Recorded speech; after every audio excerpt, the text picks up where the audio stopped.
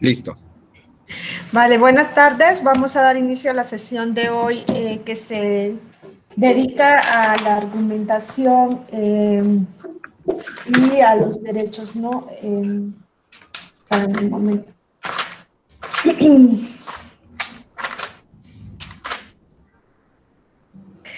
Vamos a hacer un repaso sobre el contenido de los derechos, su relación con el constitucionalismo. Todo esto está íntimamente relacionado y para ello pues tenemos que empezar analizando un poco qué significa la Constitución y vamos a ver cómo los derechos están en la base de la Constitución, son parte del valor histórico de la Constitución. Dado que el tema de hoy se relaciona con el tema que van a ver también el día lunes, ¿no? Derechos y Constitución están íntimamente unidos. Siempre que se nos pregunta, ¿no?, ¿qué es Constitución? Quizá la respuesta más inmediata que damos a esa pregunta es que es la norma jurídica suprema de la nación, ¿no? Es la norma jurídica suprema y quizá podríamos añadir más cuestiones. No sé qué otras cuestiones les ocurren cuando hablamos de Constitución.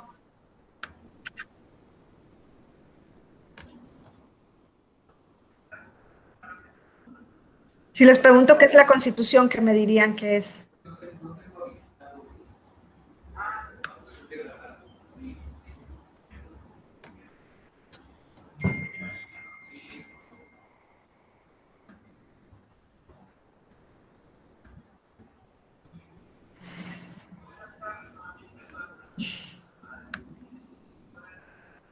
¿Qué ideas tienen de Constitución? ¿Qué me dirían que es una Constitución?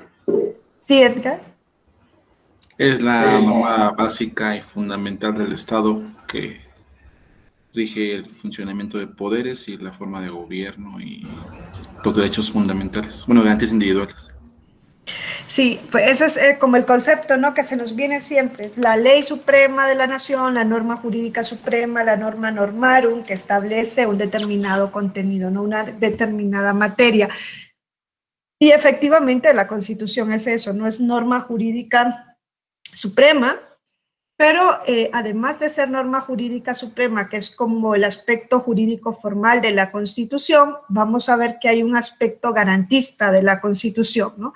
Constitución no solamente es norma jurídica suprema, si solo fuese eso, entonces llamaríamos Constitución, o sería Constitución cualquier norma que diga que es la suprema de un Estado. Si nos vamos por la forma, entonces encontraríamos un Estado constitucional en cualquier país que tenga, ¿no?, una norma que, como lo dice el artículo 133, ¿es o 131? Ahora se me escapa, de la Constitución de México, a ver.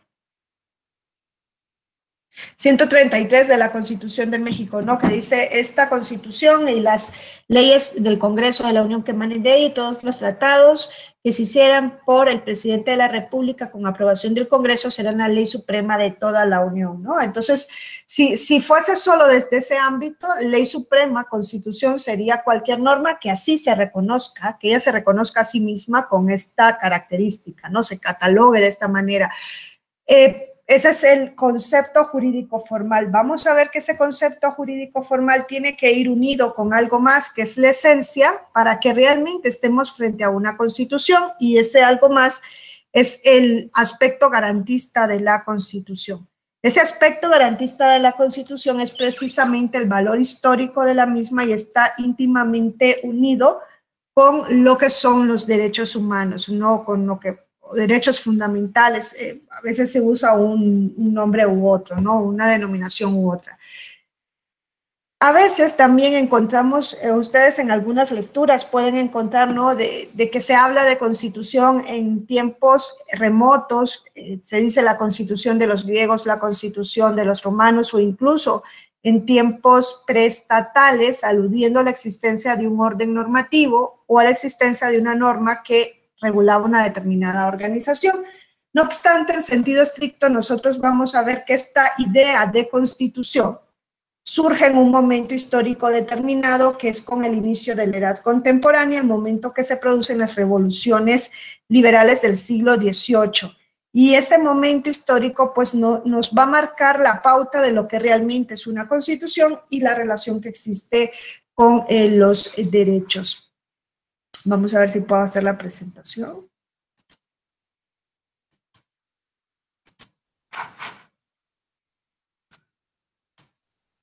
Entonces, les decía que es en la edad contemporánea, precisamente con las revoluciones liberales, donde vamos a encontrar el surgimiento de las constituciones escritas, tal y como las conocemos actualmente. Antes de este momento, vamos a ver que ya existía en Inglaterra la idea de una ley fundamental y una ley basada en el derecho natural que está por encima incluso del ordenamiento positivo. Esto ya existía en Inglaterra, y con base en estas ideas es que surgen las constituciones escritas en estas revoluciones liberales, y surge lo que nosotros conocemos como Estado de Derecho y Estado constitucional de derecho, ¿no? Esos son sinónimos: Estado liberal, Estado constitucional, Estado contemporáneo, Estado de Derecho. Todo esto son sinónimos. La idea de la Constitución va a parecer íntimamente vinculada con la idea de los derechos, con la idea de los derechos fundamentales. Hoy los denominamos así. En el siglo XVIII no existía una concepción, ¿no?, de derechos humanos ni de derechos fundamentales. No existía esa denominación. Nosotros sabemos que la denominación de derechos humanos nace precisamente con la universalización de los mismos, y se acopia este término después de la Segunda Guerra Mundial. En ese momento existía la concepción de libertades, ¿no? Por eso es un Estado liberal, porque lo que se comienza a construir dentro de las constituciones es el reconocimiento de derechos de libertad, que tienen como su fundamento en el ámbito de actuación que posee el individuo frente al Estado, donde el Estado no debe intervenir, sino que se debe abstener. Entonces, en ese momento nace la idea de constitución estrechamente vinculada con los derechos. Y así también encontramos el surgimiento del Estado de Derecho. Y esto va a implicar dos cuestiones fundamentales. Por un lado, va a implicar la separación de los poderes, basada en las ideas de Charles de Montesquieu. Y por otro, también va a tener el otro contenido, que es la garantía de los derechos.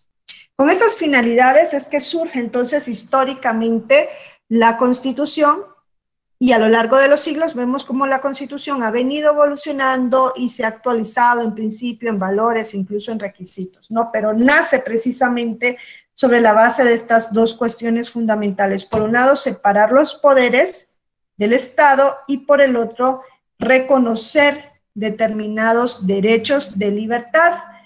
Ambas materias, que lo dijeron ahora, pues cuando definen Constitución, ¿no?, dicen la ley suprema, pero además de esto nos vamos a referir a su contenido, ¿no? Contiene garantías de derechos, contiene separación de poderes. ¿Por qué estos dos contenidos? ¿Por qué estas dos materias constitucionales?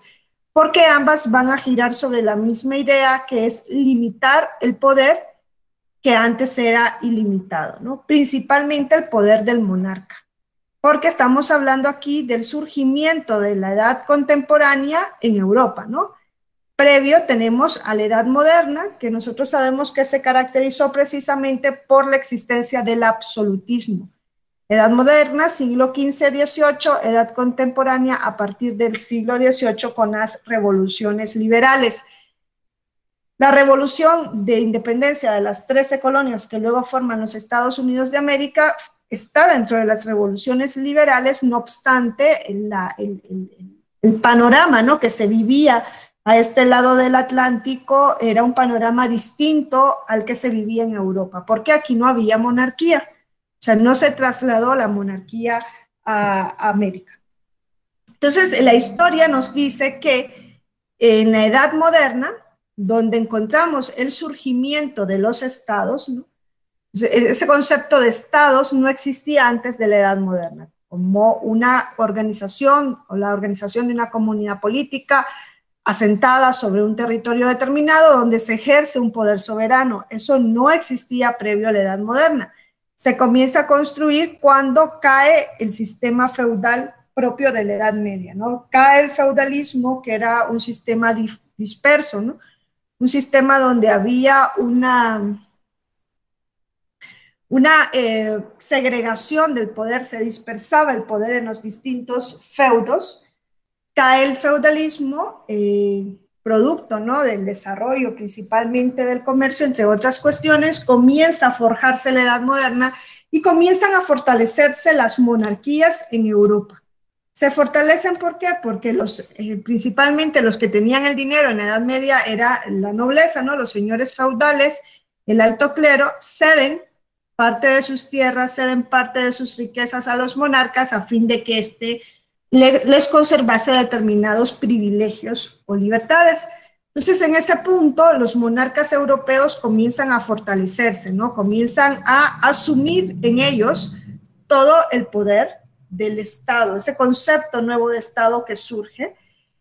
Y a esto se suma que los monarcas eran concebidos como la representación de Dios en la tierra. Entonces, confluían, ¿no?, todas estas cuestiones, entre ellas la cuestión teológica, y todo se comienza a centrar desde esta perspectiva, y encontramos a monarcas que legislaban, dictaban leyes, ejecutaban las leyes y nombraban, ¿no?, comisiones de excepción, o ellos directamente juzgaban cuando había un conflicto. Eran monarcas absolutos. Y es frente a esta monarquía absoluta que, por ejemplo, en Francia se da la revolución de 1789. Lo que pasa es que en Francia se produce una ruptura exabrupto, ¿no? Una ruptura en un solo momento con la monarquía absoluta. Otro supuesto fue Inglaterra. En Inglaterra también existió esta misma historia. Lo que pasa es que en Inglaterra, poco a poco, se fueron reconociendo libertades, que es a lo que nosotros les llamamos hoy derechos, a fin de ir limitando a través del tiempo al poder del monarca, que también en algún momento fue un poder absoluto. Pero ellos no rompen directamente con ese poder absoluto, sino que lo van menguando poco a poco a partir del reconocimiento de determinadas libertades. ¿Por qué? Porque cuando se reconocen libertades, cuando se reconocen derechos al individuo, se está limitando el ejercicio del poder. Y precisamente la primera generación de derechos surge para limitar el ejercicio del poder, ¿no? Los derechos de libertad son esos, son un dique de contención frente al ejercicio del poder, del Estado, que antes de que se diera la Revolución Francesa era un poder absoluto. Y en Inglaterra, pues la historia es que poco a poco se va menguando el poder del monarca. Podemos poner un punto de partida de esa evolución que podría ser el siglo XIII con la Carta Magna de 1215, ¿no? Si conocen el texto de la Carta Magna de 1215, ¿no?, que es la base del constitucionalismo, y podríamos también decir es el primer antecedente de las declaraciones de derechos que conocemos hoy día, con las distancias que pueden separar a un texto del siglo XIII con un texto de nuestros tiempos, ¿no? Con todas las distancias que ello puede conllevar. Aún así, Inglaterra sigue manteniendo a la Carta Magna como parte de su constitucionalismo, no es parte del constitucionalismo inglés, incluso es considerado como el documento fundacional del constitucionalismo inglés. A partir de la Carta Magna, Inglaterra comienza a ver que en los reconocimientos de libertades se puede ir limitando el poderío del monarca. Entonces, el valor histórico precisamente de la Constitución va a ser ese, es limitar el poder a través del derecho. Para eso surge una Constitución. Constitución no solamente, que también es importante que lo sea, es la ley suprema de la nación. Claro, si nosotros recogemos estas materias en una ley que está al lado del Parlamento, pues no se le otorga una garantía suficiente. Pero si se recogen estas dos materias, separación de poderes, garantía de derechos, en una ley que es suprema, que está por encima del Parlamento, entonces hay una garantía de límite a todos los poderes del Estado, incluyendo al legislador. Es así que nace el constitucionalismo, ¿no? Viene a limitar el poder a través del derecho, pero no a través de cualquier derecho, sino a través de un derecho que es creado y aplicado a través de procedimientos en los que participan órganos separados. Cuando damos el paso a la edad contemporánea, el poder del monarca se atomiza, ya no va a estar concentrado solamente en un titular, ¿no? Ustedes recuerdan la teoría de la separación de los poderes, lo que nos dice, ¿no? Nos dice, si queremos garantizar la libertad de los ciudadanos en un Estado, las principales funciones de ese Estado no pueden confluir en un único titular, que es lo que pasaba en la Edad Moderna, ¿no? En la Edad Moderna, un único titular, el monarca absoluto, tenía todas las funciones del Estado. Ese concepto que surge con la Edad Moderna del Estado, ¿no? En el siglo XV, bueno, XVI se dice que con el Tratado de Paz de Westfalia surge el concepto de Estado. Entonces, la teoría de la separación de poderes, fijándose en la evolución secular de Inglaterra, en donde el monarca era un monarca fuerte, pero no absoluto, como estaba pasando en el resto de Europa, dicen, ok, ese monarca de Inglaterra ha visto menguadas sus funciones, primero, porque se reconocen libertades a la ciudadanía, y segundo, porque poco a poco en Inglaterra se va fortaleciendo el Parlamento frente al monarca. Recuerden que la evolución que se da de las monarquías es que primero el monarca era absoluto, ¿no? Él legislaba, ejecutaba las leyes, juzgaba, y luego el siguiente estadio para limitar el poder del rey es, ya no vas a legislar solo, vas a legislar junto con el Parlamento, fortaleciendo un poco el Parlamento para menguar el poder del monarca. Y entonces aquí comenzamos a ver cómo el poder deja de estar centrado solamente en un único titular. El siguiente paso es, ya no legislas con el Parlamento, legisla el Parlamento, tú ejecutas. Entonces, el origen de la teoría de la separación de poderes es en ese sentido, ¿no? Un monarca un parlamento que dicta leyes, un monarca que ejecuta, y en un primer momento no se preveía la existencia de tribunales. Ustedes saben que el primero que habla de separación de poderes es el inglés John Locke. Luego, esa teoría se va a perfeccionar por Montesquieu, que era francés, y que lo que añade a esa teoría, entre otras cuestiones, es la existencia de un poder judicial independiente, ¿no? Que John Locke no había podido ver. Entonces, la Constitución nace en un inicio para eso, ¿no? Y así se debería mantener a través del tiempo, para limitar el ejercicio del poder a través del derecho. ¿Cómo? Separando el poder, por eso es una parte orgánica de la Constitución, donde se ejercen las funciones que va a ejercer cada poder del Estado, y por el otro lado, reconociendo y garantizando derechos. Y esta es la parte dogmática de la Constitución. Constitución es norma jurídica suprema, pero desde sus orígenes históricos tiene un valor garantista, que es, va a existir esta norma para limitar el ejercicio del poder, separando el poder y reconociendo y garantizando derechos. Esto es lo que está en la base del concepto garantista de la Constitución, ¿no? Es como lo que identifica a una Constitución. Ahora, Francia vio desde un primer momento que la Constitución debía tener este carácter garantista. Fíjense, en Francia se vio primero esta finalidad de la Constitución antes de esa otra con la cual ustedes me definían a la Constitución al inicio. Ustedes al inicio me decían es la ley suprema de un país, ¿no? De la nación.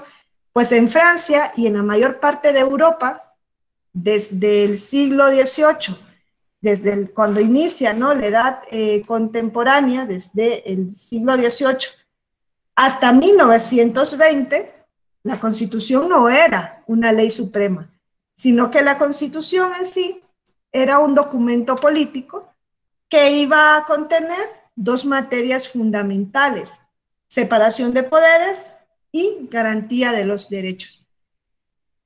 Francia tiene su revolución en 1789. De manera inmediata a la revolución, lo que se dan los franceses es una declaración de derechos.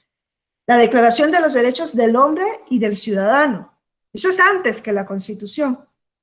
La Constitución francesa, la primera, es de 1791. Primero fue Declaración de Derechos, luego fue la Constitución.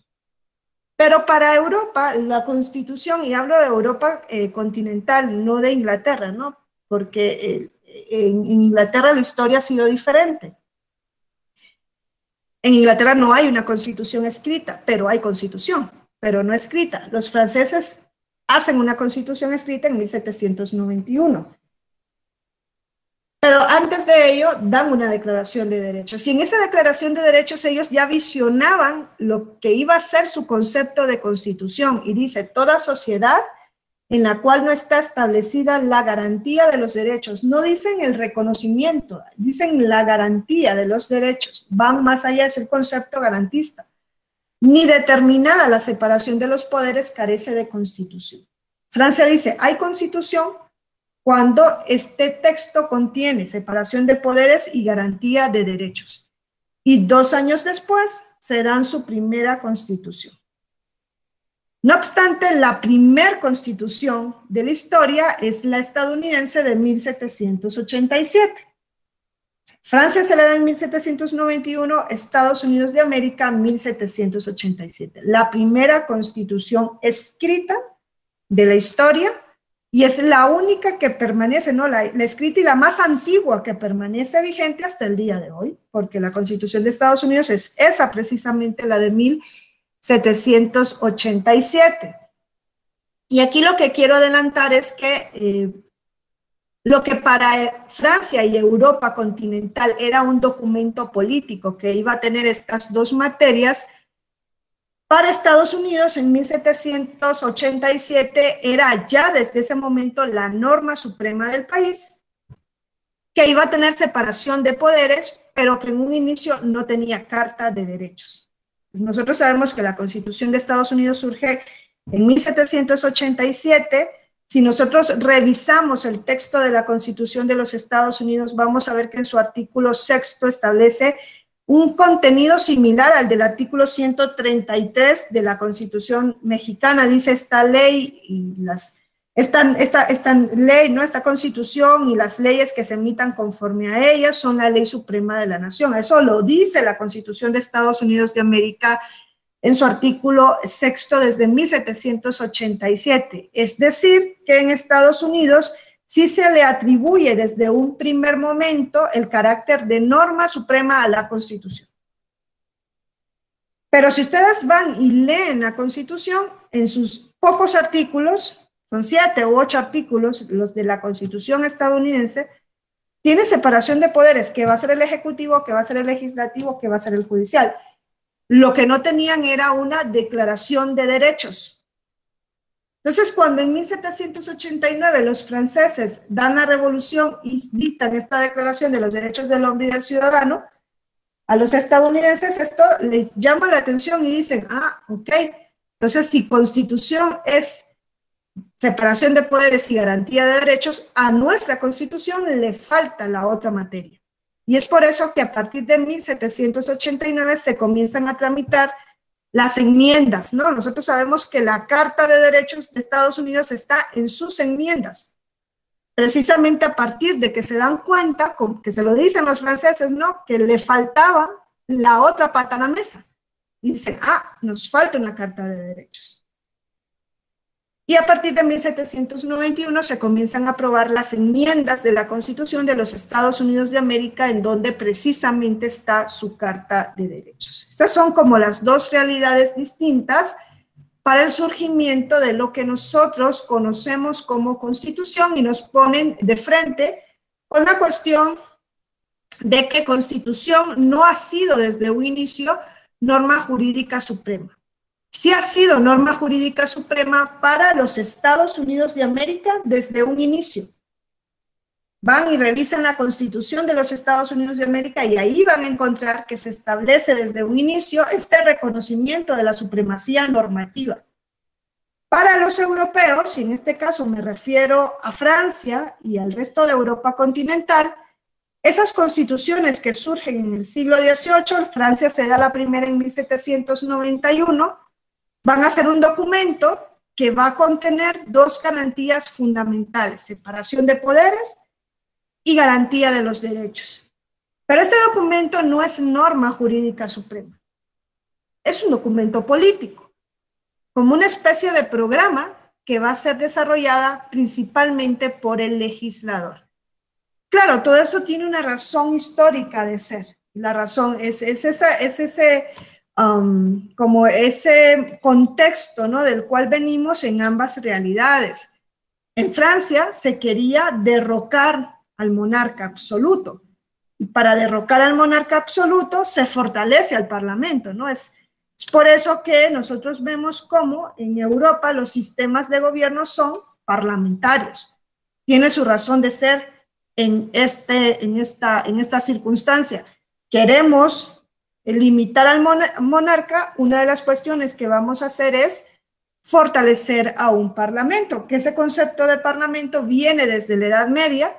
Sabemos que la Edad Media era estamental, existían distintos estamentos, y en algún momento en el siglo XIII en Inglaterra comienzan a reunirse los representantes de estos estamentos ante el monarca para hacer peticiones o para negociar con el monarca. Eran las cortes medievales, ¿no?, antecedentes de los parlamentos que tenemos hoy día.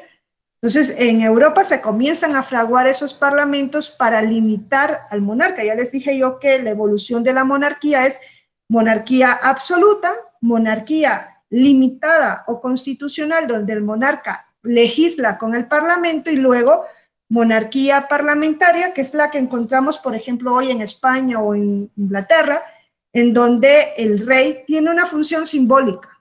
Ya no legisla con el parlamento ni es poder ejecutivo. Entonces, en Europa se quería controlar al monarca y se fortalece al parlamento. Ergo, era imposible pensar que en 1789 los europeos iban a plantear la existencia de una ley suprema que estuviera por encima del parlamento. Era imposible pensar eso, si lo que se quería fortalecer era precisamente a este poder del Estado, ¿no? ¿Por qué el parlamento? Porque es el poder que representa al soberano, que es el pueblo. Bueno, en Europa se dijo primero que el soberano era la nación y luego que era el pueblo. Esto también tiene consecuencias en cuanto al ejercicio de los derechos. Hoy día no tendría ninguna consecuencia. En sus inicios sí hubo un impacto en el reconocer quién era el soberano. Pero entonces en Europa era imposible plantearse que por encima de la ley del parlamento, si queríamos dejar o pasar del rey soberano al parlamento soberano, entonces era imposible plantearse que el producto del parlamento soberano, que es la ley, tuviese algo que le limitase. Por eso no podía haber nada por encima de la ley. Y para Europa, la Constitución era un texto político. En Estados Unidos no existió esta misma historia. ¿Por qué? Porque ellos no tuvieron un monarca. Si bien es cierto, eran colonos que se trasladaron de Inglaterra a América, la principal razón para que se diera la revolución no fue precisamente la tiranía del monarca, sino que eran los impuestos que mandaba pagar el parlamento, ¿no? Que eran impuestos exorbitantes y que los colonos se sentían asfixiados. Y además decían, es que nosotros no tenemos representantes ante el parlamento y se están violando nuestras garantías, nuestras libertades como ciudadanos ingleses, porque eran ingleses que se habían trasladado a América. En tanto, para ellos, el poder que representaba un peligro para convertirse en despótico, el poder al que le tenían un mayor temor no era el monarca, sino que era el parlamento. Ese parlamento que en Europa se quería poner casi en un altar para los colonos de este lado del Atlántico, era el déspota. Y fue a raíz de esta concepción o de esta realidad que ellos, al dar la primera constitución, al darse su primera constitución, lo que hacen es limitar al parlamento, ¿no? Dicen, ok, va a haber una norma suprema por encima de la ley del parlamento. Y eso es lo que establece el artículo 6º de la Constitución de los Estados Unidos de América. Otra cosa es que no previeran desde un primer momento cómo iban a controlar que el Parlamento se sujetase a esa ley suprema. Saben que esto surge posteriormente. Pero es importante saber, ¿no?, por qué una realidad y por qué la otra. Incluso esto tiene un impacto en que en Estados Unidos de América la forma de gobierno fuera presidencial y no parlamentaria. Porque claro, era lo mismo limitar al Parlamento, y para limitar al Parlamento hay que tener un ejecutivo fuerte, que tenga legitimación democrática directa, ¿no?, que se elija directamente por el pueblo soberano. En cambio, en el sistema parlamentario, el poder ejecutivo surge del Parlamento. El ciudadano elige a sus representantes en el Parlamento y del Parlamento surge el gobierno. Entonces, estas como las primeras bases de lo que es la Constitución, las grandes corrientes del constitucionalismo, de esta Constitución, no solo como ley suprema, que también lo es necesario que lo sea, ¿no?, para de verdad conseguir que todo el resto del ordenamiento se sujete a lo que dice la Constitución. Si no fuera ley suprema, entonces, ¿cómo garantizas que se cumpla lo que dice la Constitución? Es una parte esencial, pero la parte más fundamental es por qué surge la Constitución, ¿no?, que es esa función de limitar el ejercicio del poder dentro de un Estado, y que es lo que hemos ido olvidando con el paso del tiempo, ¿no? Nos hemos ido quedando con la parte formal y hemos ido olvidando para qué existe realmente o para qué debería existir realmente una Constitución. Las grandes bases de este constitucionalismo, y todo esto tiene que ver también con los derechos, son, por un lado, el británico. El constitucionalismo británico es fundamental, puesto que es el primero en el tiempo, y además es el constitucionalismo más sui generis, más peculiar, ¿no? Muchas veces se dice, en Inglaterra no hay constitución, pero eso es una afirmación errónea. Claro que hay constitución. Es que la idea misma de constitución viene del derecho inglés. Lo que no hay en Inglaterra es una constitución única, una norma única escrita cuyo valor prevalezca sobre las demás leyes. Eso es lo que no hay en Inglaterra, porque en Inglaterra la constitución está formada por un conjunto de normas que puede ser costumbre, que puede ser precedentes vinculantes o incluso leyes parlamentarias. O sea, ellos desde el inicio tienen esa concepción de que existe una ley fundamental del Estado, ¿no? Desde el inicio comienzan a fraguarlo. Si nosotros entendemos a la Constitución únicamente desde el aspecto formal, forma, ¿no?, ley suprema, norma jurídica suprema escrita, que prevalece sobre las leyes del Parlamento, deberíamos afirmar entonces que Inglaterra no tiene Constitución. Sin embargo, hay otra perspectiva de Constitución, que es esa política garantista, y que recoge determinados elementos en donde ubicamos directamente al constitucionalismo inglés. Y les digo que lo ubicamos, y esto va íntimamente ligado con los derechos. ¿Por qué? Porque vuelvo a repetirles, desde la Edad Media, específicamente desde el siglo XIII, se comienza a fortalecer en Inglaterra el poder del Parlamento, y además de esto, en el siglo XIII, encontramos el surgimiento de un texto fundamental para el constitucionalismo, que es la Carta Magna de 1215, que, como vamos a ver en adelante, es el primer texto que viene a limitar el poder del monarca a través del reconocimiento de derechos.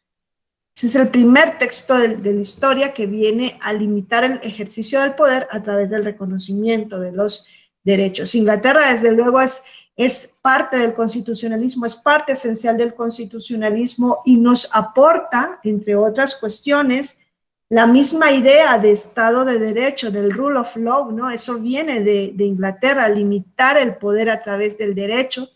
Lo que está en la base del Estado de Derecho viene de Inglaterra.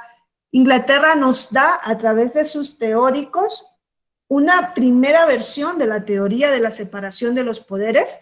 Nosotros pensamos que el creador de la teoría de la separación de los poderes es Charles de Montesquieu en su libro Del espíritu de las leyes, pero no es así. Charles de Montesquieu lo que hace es perfeccionar la teoría que había antes enunciado John Locke. El inglés John Locke, en sus ensayos sobre el gobierno civil, ya nos había hablado previamente en el siglo XVII de cómo se tenía que regular un Estado para que no fuera autoritario. Y él lo que veía en ese momento era Inglaterra. Él es inglés y veía Inglaterra como poco a poco, desde el siglo XIII, se venía limitando el poder del monarca, cosa que no ocurría en toda Europa. Y también Inglaterra nos da las bases de lo que son hoy día los derechos fundamentales, ¿no? Y nos da las bases, ¿por qué? Porque aquí encontramos las primeras declaraciones de los derechos. Es en Inglaterra donde vamos a encontrar, además, el surgimiento de teorías que nosotros conocemos como el justnaturalismo racionalista, ¿no? Esa concepción de que los derechos son anteriores al Estado y que pertenecen a la naturaleza del individuo. El justnaturalismo del siglo XVII, que fue trascendental en las revoluciones liberales y que hoy, en nuestros días, quizá le conocemos con otra concepción, que sería el concepto de dignidad humana como fundamento de los derechos, ¿no? Eso existía, claro, con otra perspectiva, también desde tiempos antaños en Europa. Eso por un lado por Inglaterra. Francia es base también del constitucionalismo. El constitucionalismo francés, como les digo, surge a partir de un proceso revolucionario, a partir de la revolución de 1789, que supuso una ruptura inmediata con la monarquía. Recuerden que cuando se da la revolución, los franceses en un primer momento aceptaron tener a un monarca. Es más, la Constitución de 1791, que es su primer constitución y la primera constitución escrita europea, establece, ¿no?, el reconocimiento de un monarca limitado, pero en 1793 se decapita a Luis XVI. Y con esto simbólicamente se decapitan a las monarquías. O sea, Francia tuvo un procedimiento completamente revolucionario y de ruptura con el régimen anterior. Inglaterra, desde el siglo XIII, poco a poco fue limitando el poder del monarca. No fue una olla de presión que explotó en un momento determinado, sino que el límite se fue dando de manera paulatina. Entonces, la Revolución Francesa supuso ese paso de la monarquía absoluta al Estado de Derecho, y con ello da inicio, y con la revolución de la independencia de las colonias, da inicio la edad contemporánea. Ahora, ¿qué nos aporta Inglaterra al constitucionalismo? Pues Inglaterra nos aporta las ideas de grandes teóricos. Montesquieu, cuando depura la teoría de la separación de poderes escrita previamente por John Locke, la depura y además reconoce que debe existir un poder judicial independiente, pero recuerden que Montesquieu decía que ese poder judicial no tenía que funcionar durante todo el año, decía solamente tiene que funcionar cuando existan conflictos. Era un poco utópico, ¿no? Pensaba que los conflictos no existían durante todo el año. Y luego también limitaba el ejercicio del poder judicial. ¿Se acuerdan que decía Montesquieu que los jueces eran la boca que pronunciaba la palabra de la ley? O sea, en este sentido, Montesquieu nos estaba poniendo de frente con lo que en Europa se concebía del Parlamento. La ley era sagrada, hasta el punto de que el juez solamente se debía limitar a aplicar la ley al caso. No podía hacer interpretaciones, no podía poner nada de su cosecha. La ley es sagrada porque es producto del Parlamento soberano. Rousseau también es parte de este constitucionalismo francés. Rousseau nos da una base fundamental del contrato social, ¿no? Nosotros sabemos ese contrato social que además tiene su base en los derechos, en lo que hoy llamamos derechos humanos o fundamentales. El contrato social surge precisamente de la existencia previa de derechos, y esto nos da esa depuración del concepto Rousseau, aunque también Hobbes hablaba, ¿no?, del contrato social, Hobbes en inglés. Sieyès es también otro ideario fundamental, ¿no?, del constitucionalismo, y lo que nos da Sieyès es una idea de la soberanía nacional. Yo les digo que una cosa es soberanía nacional, otra cosa soberanía popular en sus inicios. Hoy día se confunden ambos términos. Es más, en la Constitución mexicana, si no me equivoco, dice algo así como que la soberanía del pueblo reside en la nación, o algo así, palabras más, palabras menos, como que unifican ambos conceptos. En sus inicios no era lo mismo hablar de soberanía nacional que de soberanía popular. Y el mismo término de soberanía nacional introdujo algo que nosotros tenemos en el ejercicio de los derechos políticos a día de hoy, que es la titularidad restringida de los derechos políticos. No sé si nunca se han preguntado por qué dentro del catálogo de derechos los políticos son de acceso restringido. Solo les corresponden a unos pocos. No tiene una connotación general, universal, esa de todas las personas tienen el derecho a la libertad de expresión. Eso no existe en el ejercicio de los derechos políticos. La misma Constitución mexicana dice, los ciudadanos, las ciudadanas tienen estos derechos. Y no todos son ciudadanos o ciudadanas. Entonces, hay un porqué, y ese porqué se sitúa de manera primigenia en el concepto de soberanía nacional de Sieyès, para favorecer en el siglo XVIII a la clase social pujante que era la burguesía, ¿no? Y en eso Marx no se equivocaba. Los derechos de corte liberal son derechos burgueses y derechos de titularidad restringida. Entonces, Francia nos da nos aporta esto al constitucionalismo. Tiene una diferencia abismal con el constitucionalismo de los Estados Unidos, que ya les dije yo, y es que en Francia y en el resto de Europa no se implantó de manera inmediata esa idea de que la Constitución es la norma jurídica suprema, o que tiene un carácter vinculante.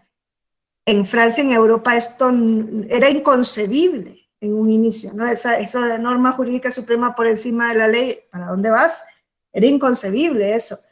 Esa concepción aparece 130 años después, hasta 1920. Con Hans Kelsen, ahí los europeos, después de la Primera Guerra Mundial, se dan cuenta que hay que limitar también al Parlamento, ¿no? Que el Parlamento tampoco puede ir ahí abiertamente sin ningún tipo de control. Y es en ese momento cuando se introduce por primera vez en Europa la idea de la supremacía normativa de la Constitución, que los estadounidenses lo tenían desde 1787. Y precisamente esta va a ser la característica del constitucionalismo europeo durante el siglo XIX y las primeras 2 décadas del siglo XX, ¿no? Entonces, el objetivo fundamental del constitucionalismo en el siglo XIX no era limitar al Parlamento, era limitar al monarca y fortalecer al Parlamento, ¿no? Ese es como el juego que se dio en Europa. Ahora, Estados Unidos es otro gran aportador, ¿no? Y luego lo vamos a ver en los derechos del constitucionalismo. ¿Y qué nos da Estados Unidos el constitucionalismo? A partir de las influencias que recibe de Europa y de su propia creación, ¿no? Recibe la influencia francesa de Montesquieu, inglesa de John Locke. Todo esto hace que los colonos creen ese concepto de constitución también como norma jurídica suprema y nos van a aportar, entre otras cuestiones, la forma presidencial, ¿no? de gobierno. Esto viene de Estados Unidos porque era necesario limitar al parlamento déspota, que podía ser, decía, ¿cuál es el poder que se puede descarrilar? Pues decían el parlamento, ese que nos manda a pagar impuestos exacerbados desde Gran Bretaña. Entonces hay que limitar al Parlamento y hay que poner un ejecutivo fuerte frente al Parlamento. Dentro de la teoría de la separación de poderes, hay que aplicar una separación estricta casi de poderes, no flexible como en el sistema parlamentario, donde el Ejecutivo surge del Legislativo. En un sistema parlamentario, el jefe de gobierno surge del Parlamento. A día de hoy es igual así. Los estadounidenses dicen, no, eso es inconcebible, hay que poner un ejecutivo fuerte para controlar al Parlamento y que además en algún momento el Parlamento pueda también controlar al ejecutivo, ¿no? Es un checks and balances, pesos y contrapesos, ¿no? Como una balanza para mantener un peso ideal. Nos da el sistema federal, precisamente el primer estado compuesto federal va a ser los Estados Unidos de América, que es distinto, ¿no?, a los otros estados compuestos en la medida en la que se reconocen como estados que gozan de una soberanía y que se unen manteniendo su tripartición de poderes y su propia constitución dentro de una comunidad mayor, ¿no? El sistema federal nos da el valor de la Constitución como norma suprema. Definimos a la Constitución desde esa perspectiva, pero esto no ha sido característico de todo el constitucionalismo, ¿no? Los Estados Unidos sí desde un inicio nos dicen, esta es la ley fundamental del Estado.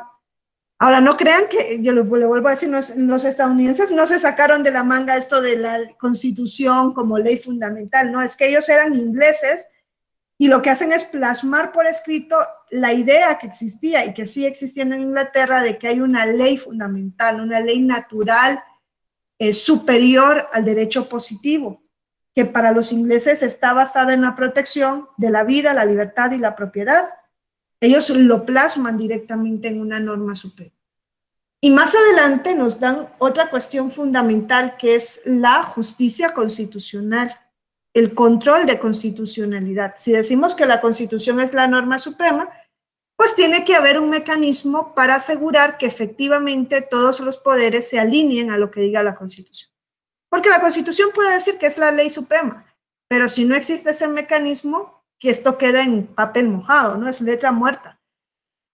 Entonces, esas son las grandes aportaciones que nos da Estados Unidos de América y que nos llegan hasta nuestros días, ¿no? Recordemos aquí también cómo esta revisión judicial de las leyes, esta judicial review, tuvo su origen en una sentencia, ¿no? Es de creación jurisprudencial, diríamos hoy, ¿no? Había una laguna en la Constitución.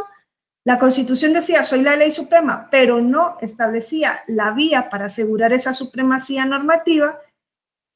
Y entonces la Suprema Corte, el órgano judicial, viene a llenar esa laguna, ¿no? A través de una sentencia, un caso trascendental que fue el denominado caso Marbury versus Madison de 1803. La Constitución es de 1787, 16 años después. El juez Marshall de la Suprema Corte de Justicia de la Suprema Corte de Justicia de Estados Unidos, conoce de este caso Marbury versus Madison. No sé si se acuerdan, ¿no?, de este caso Marbury versus Madison. En el contenido, es un caso normalito, ¿no? No tenía mayor problemática, no era un caso así trascendental, no era un caso muy simple en cuanto al conflicto que se planteaba. Es más, si ustedes leen la sentencia de Marbury versus Madison, van a encontrar que tiene 25 o 26 páginas y que lo medular está en 1 o 2 páginas. O sea,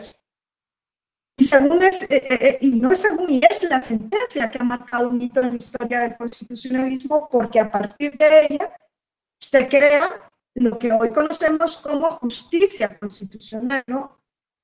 En Europa, por lo menos, se denomina justicia constitucional. Aquí también se habla de derecho procesal constitucional, ¿no? Esos procedimientos, mecanismos de defensa de la Constitución. ¿Alguien se acuerda de este caso de Marbury versus Madison?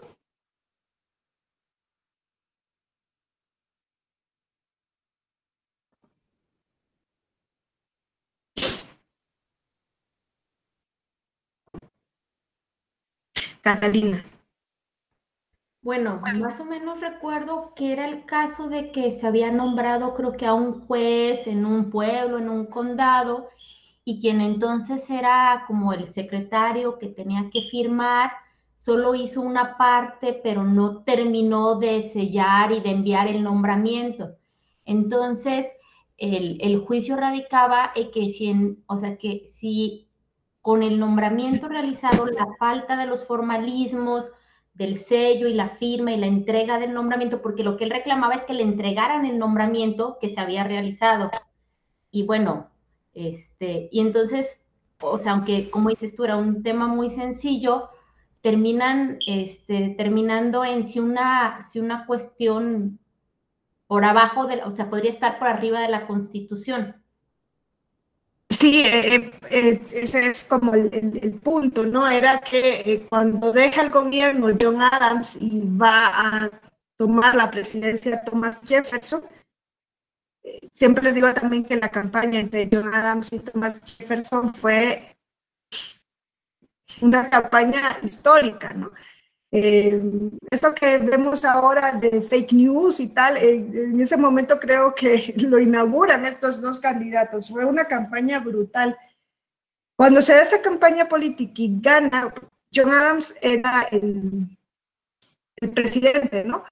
Y quiere reelegirse, no lo consigue, gana Thomas Jefferson, y unos días antes de dejar el poder, eran de dos partidos distintos, dice Adams, ok, vamos a dejar el poder, pero vamos a nombrar a determinados jueces de paz en el Distrito de Columbia para que sean de nuestro partido y que no los nombre el próximo presidente. Y comienzan como 3 días antes de dejar el poder a hacer estos nombramientos. Dentro de estos nombran a William Marbury, por eso es Marbury versus Madison el caso.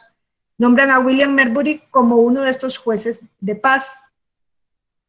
Pero no se perfecciona el acto porque le nombra el presidente, lo ratifica el Congreso, pero no se le notifica el nombramiento, ¿no? Se ve que esto se quedó ahí traspapelado, no le notifican, se da el cambio de gobierno.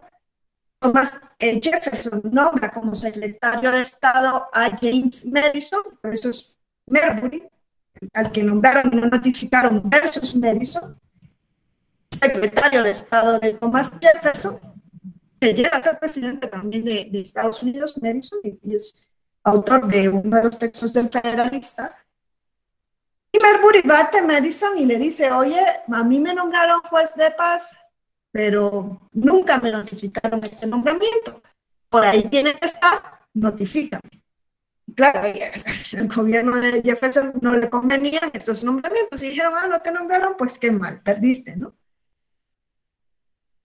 Eso tenía su aquel también. William Marbury era un hombre con dinero, tenía una clase social alta. Cuando él lleva el juicio ante la Suprema Corte de Justicia de la Nación, ya han pasado bastante tiempo, a él no le interesaba tanto el nombramiento cuanto el litigio estratégico que se podría derivar de este caso. ¿No? Era eso que conocemos hoy como litigio estratégico, pues lo lleva Marbury ante la Suprema Corte. ¿Qué llega haciendo ante la Suprema Corte Marbury? Pues le dice, a ver, Suprema Corte, el presidente Adams me nombró juez de paz. Nunca me notificaron el nombramiento, pero claro, si me nombró y me ratificó el Congreso, faltó una parte, pero el gobierno actual no quiere cumplir.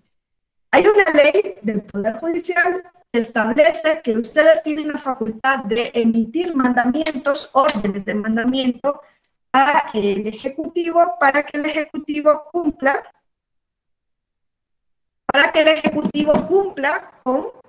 con lo que la ley le obliga. O sea, había una ley, la ley, llamémosla en la traducción así, la Judiciary, la ley del Poder Judicial establecía que se podía ir ante la Suprema Corte para solicitar una orden de mandamiento para que la Suprema Corte obligara al Ejecutivo a cumplir con una de sus obligaciones en caso de omisión, podríamos decir el día de hoy.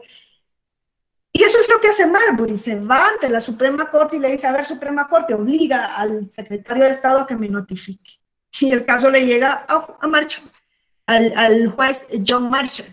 Y aquí toda la cuestión se enreda más porque John Marshall había sido el secretario de Estado en el tiempo de Adams, en el que se habían dado estos nombramientos. Él había sido el secretario de Estado. del presidente Adams que hizo estos nombramientos. Entonces él se encontraba en una posición bastante complicada. Decía, a ver, yo fui el secretario de Estado. ¿Qué digo? Que no se perfeccionó el acto, que no emitimos la orden de mandamiento. Quedó mal, porque incluso Adams fue el que le postuló para ser presidente de la Suprema Corte. Pero si digo que el acto se perfeccionó, voy a quedar mal con el presidente actual. Y Thomas Jefferson andaba encima de la Suprema Corte y a varios de sus ministros. Estaba encima de la Suprema Corte el presidente Jefferson. Entonces Adams ahí se vio en una situación complicada. Además de eso, si ustedes estudian bien el caso, van a ver que lo importante no era realmente este, sino otro caso que estaba tramitándose ante la Suprema Corte. Por esto es como una especie de juicio estratégico, de litigio estratégico. Lo que si decidiera ahí podía impactar en otro asunto que sí le importaba, ¿no?, a los estadounidenses. Pero bueno, vamos a centrarnos en este. Llega Marbury, le dice esto a la Suprema Corte y en la sentencia ustedes van a ver que no se dice quién es el ponente, pero siempre se ha sostenido que fue el juez Marshall por la misma redacción de la sentencia, por el estilo y por cuestiones históricas. Y lo que se dice en la sentencia es, a Marbury le asiste un derecho, sí tiene este derecho, pero no hay una garantía para su cumplimiento, dice. ¿Por qué? Porque la garantía que establece la ley, que es que nosotros emitamos una orden de mandamiento obligando al gobierno de Jefferson, es contraria a la Constitución. Eso nunca se había dicho antes. Si ustedes ven y estudian en profundidad, no sé a cuántos les interese tanto el constitucionalismo, pues nos debería interesar a todos, ya que es la base fundamental de nuestro Estado, ¿no? Deberíamos de tener siempre presente ese carácter supremo que tiene esa Constitución, pero más allá de la supremacía, también ese carácter garantista, ¿no? Entonces, en ese momento en Estados Unidos, sí habían existido casos previos en donde los jueces de los estados podían inaplicar una ley estatal contraria a la Constitución federal.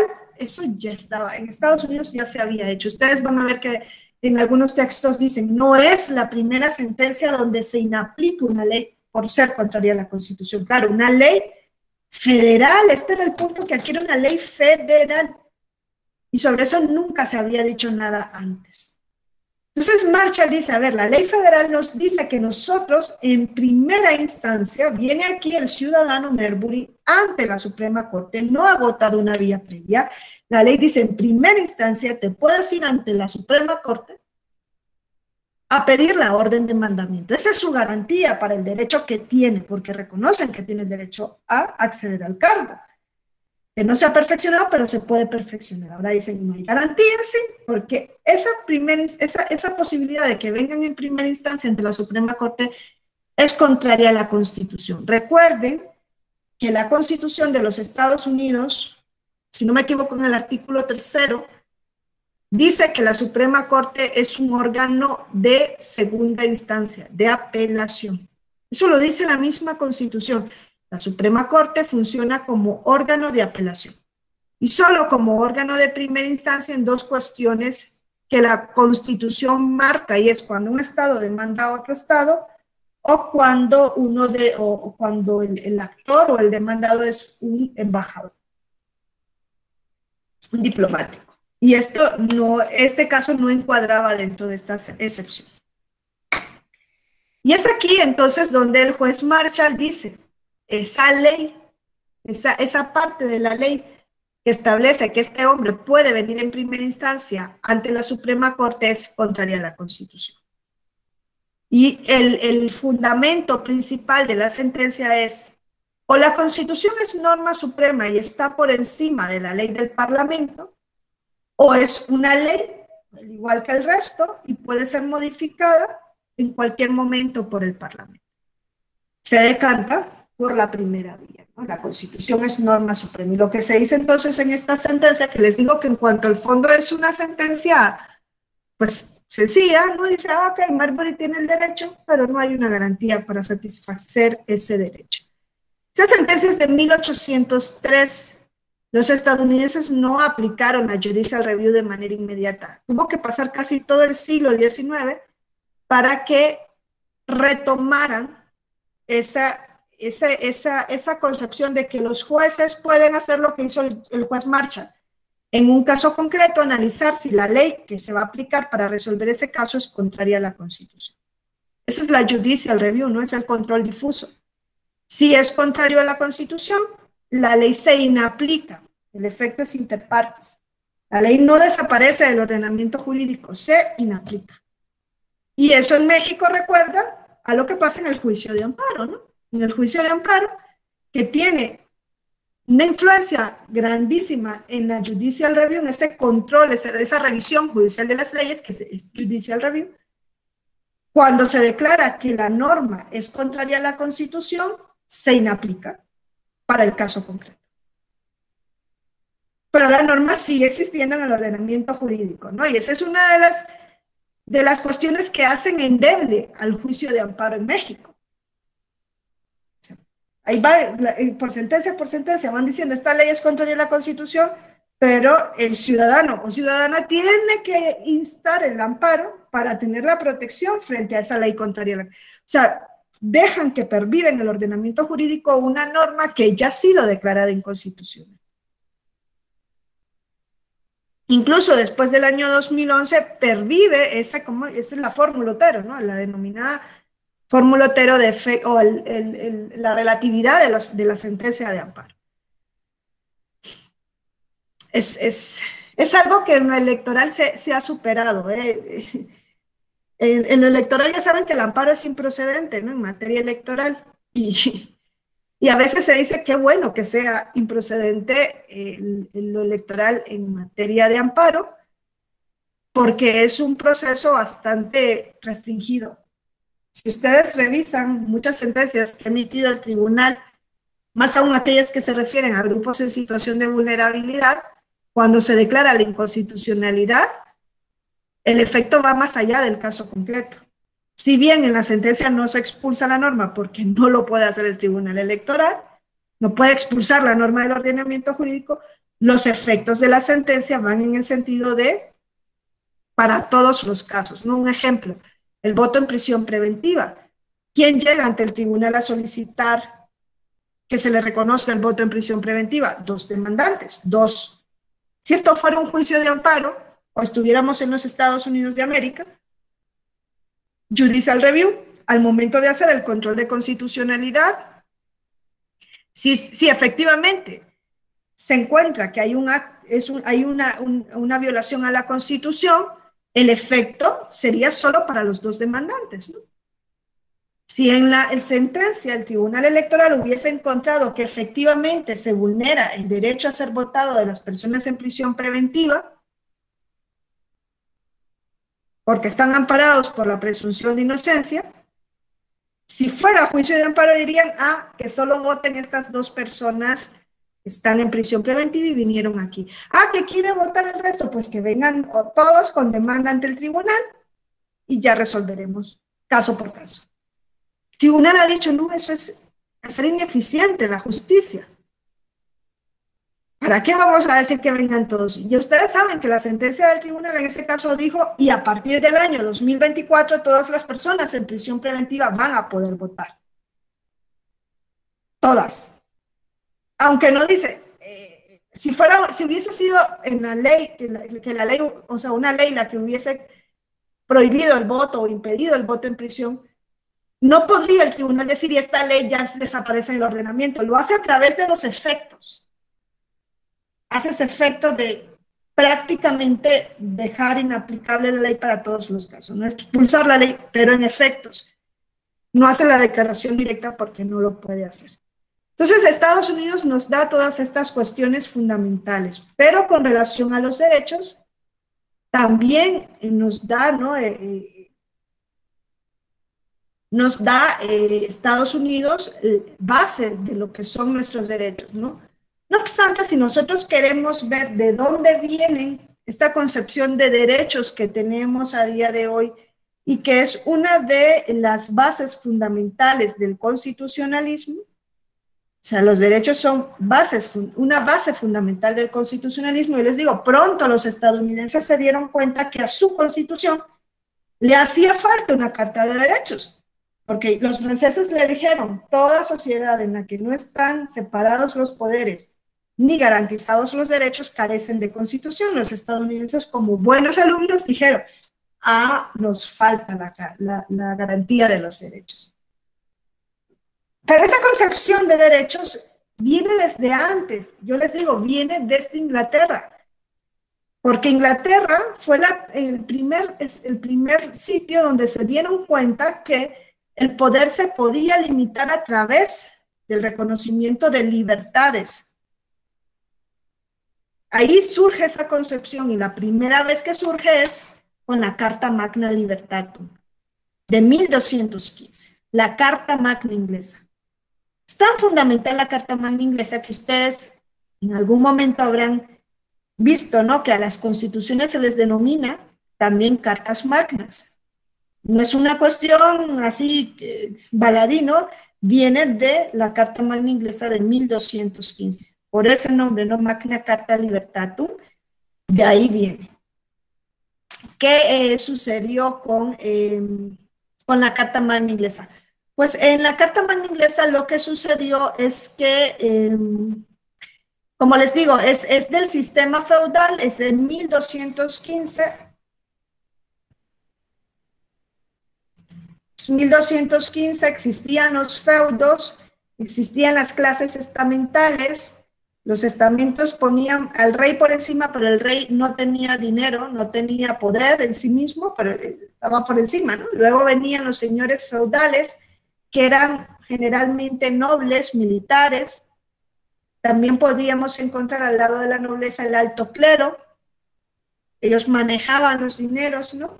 Por debajo podríamos encontrar a los siervos que trabajaban en las tierras, ¿no? Los siervos de la gleba. Era una clase estamental. Se diferenciaba en clases sociales, había una dispersión de ordenamiento jurídico, una dispersión en el ejercicio del poder. La Carta Magna es de 1215, dentro de la Edad Media, dentro del feudalismo. ¿Qué sucedió? Sucedió que Inglaterra y Francia siempre estuvieron en guerra, siempre. Y en una de las guerras que tenían, el rey de Inglaterra, Juan Sin Tierra, no tenía cómo sostenerla. Los dineros, no había hacienda pública. En ese momento no se había dado el descubrimiento de estas tierras al otro lado del Atlántico. El rey no podía patrocinar esa guerra. ¿Qué hacían los reyes europeos para patrocinar sus guerras? Pues decían, o les pido dinero prestados a los que lo tienen, o les mando pagar impuestos, y cuando no me paguen impuestos, pues les quito sus tierras, o los expulso del reino, o los mando a apresar. Ese era el rey, lo hacía en la Edad Media, ya ni les cuento en la Edad Moderna, ¿no? Era un rey más déspota. Entonces, en ese momento el rey se reúne con representantes de los nobles y del alto clero y les dicen, necesito dinero para patrocinar esta guerra. Y estos le dicen, ok, te lo vamos a dar, pero nos vas a reconocer a cambio de determinadas libertades. Que en ese momento eran privilegios, porque eran solo para unos cuantos, se reconocen para la iglesia y para la nobleza. No existía la concepción de derechos humanos universales como existe hoy día, pero son la base de estos derechos. Y ahí lo que le pidieron al rey fue el reconocimiento de dos garantías que son básicas a nuestros días, desde el siglo XIII hasta hoy, ¿no? La primera garantía era que solamente podían ser juzgados conforme a la ley de la tierra, lex terrae, ley de la tierra. O sea, les dijeron al rey, ya no nos vas a poder andar tú imponiendo obligaciones que no estén en una ley dictada por nuestros representantes, por las cortes estamentales, ¿no? Esa es la primera garantía. Y la segunda es el juicio por jurados. Nosotros hemos visto cómo en los Estados Unidos, ¿no?, y como en algunos de nuestros países existe el juicio por jurados. Pues aquí lo que le dijeron es, ya no nos vas a juzgar a través de tribunales de excepción que tú nombras una vez que surge el conflicto, sino que nos vas a juzgar por jurados, por nuestros pares, juicio por pares. Esas fueron las dos grandes garantías de la Carta Magna. Se podrán imaginar que el rey firmó, recibió el dinero y no cumplió. Entonces lo que hicieron aquí los nobles y el alto clero fue decir, ok, el rey es un traidor, pues ahora nosotros nos unimos con Francia y le vamos a quitar el poder. Y lo hicieron, el rey muere en esa guerra. Entonces la Carta Magna queda ahí, cuando llega el sucesor de Juan Sin Tierra, vuelve a firmarla y medio le da cumplimiento a los reyes durante todos los siglos, hasta el siglo XVII. Medio le dan cumplimiento a los reyes.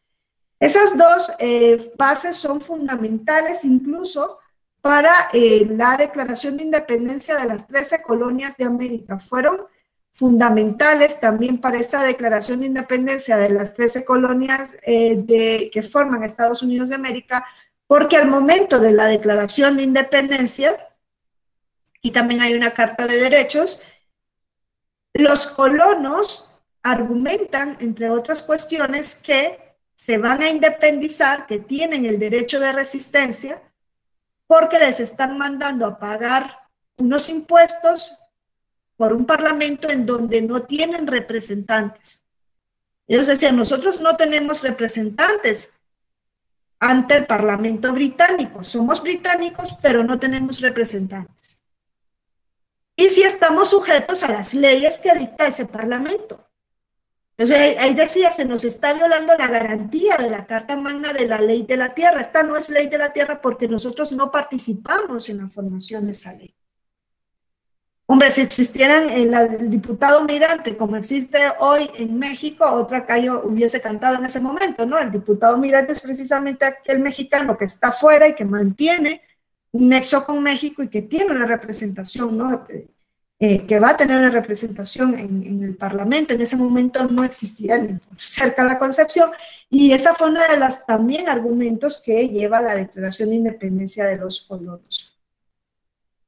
Esa Carta Magna de 1215. Luego en Inglaterra se fue avanzando, ¿no? Luego encontramos otra gran declaración yo digo de derechos, pero hay que ubicarnos que en ese momento no existía el concepto de derechos, era más bien de privilegios o libertades, pero son la base de como los bisabuelos de nuestros derechos, ¿no? Luego surge la Petition of Rights, ¿no? La petición de derechos de 1628, en donde el Parlamento le dice al rey, oye rey, desde 1215 tus antecesores firmaron esta Carta Magna, reconocieron garantías para el pueblo inglés, pero tú sigues nombrando tribunales ad hoc de excepción. Eso se prohíbe en la Constitución mexicana. Ven que se prohíben los tribunales de excepción, ¿no? Significa tribunales especiales que son nombrados una vez que surge el conflicto. Todo lo contrario, tiene que ser el juez. El juez tiene que estar en la ley antes de que surja el conflicto como garantía de imparcialidad. Y esto viene de Inglaterra, ¿eh? Y viene de la Carta Magna, tiene sus antecedentes ahí. Entonces, en la Petition of Rights le dicen, oye, sigues cometiendo abusos, se sigue cometiendo abusos desde el siglo XIII hasta el XVII.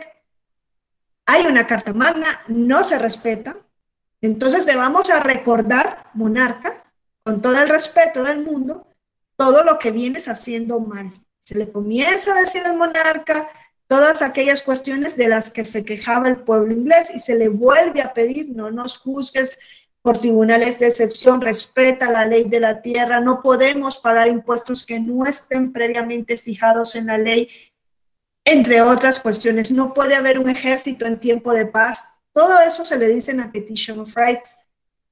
El rey sigue incumpliendo y viene la Carta de Derechos inglesa, el Bill of Rights de 1689. Esto es fundamental para la historia de los derechos, puesto que un año antes se había dado en Inglaterra la Revolución Gloriosa.